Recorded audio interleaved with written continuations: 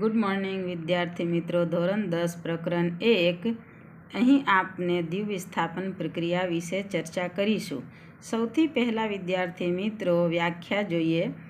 જે રાસાયણિક પ્રક્રિયાઓમાં પ્રક્રિયકો વચ્ચે આયનોની આપ-લે થતી હોય છે તેને દ્વિવિસ્થાપન પ્રક્રિયા કહે છે. તો અહીં આ દ્વિવિસ્થાપન પ્રક્રિયા આપણે એક પ્રવૃત્તિ દ્વારા પહેલાં જોઈએ.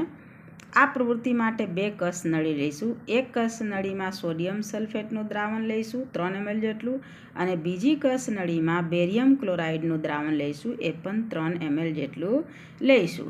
હવે સોડિયમ સલ્ફેટનું દ્રાવણ ને બેરિયમ ક્લોરાઇડનું દ્રાવણમાં મિક્સ કરીશું. મિક્સ કરતા સાથે વિદ્યાર્થી મિત્રો આપને સફેદ અવક્ષેપ જોઈશું, જે અહીં તમે જોઈ શકો છો. હવે આ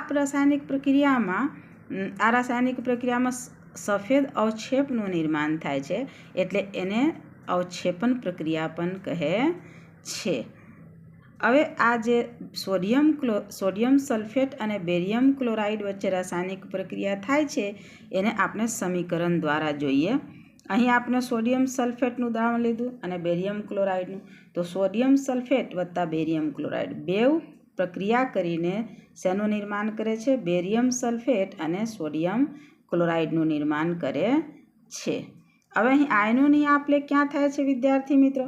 તો અહીં આયનોની આપ-લે બેરિયમ 2+ આયન અને SO4 નેગેટિવ આયન, આ 2 વચ્ચે આયનોની આપ-લે થતી હોય છે અને બેરિયમ સલ્ફેટનું નિર્માણ થાય છે. એટલે આ પ્રક્રિયાને શું કહીએ છીએ?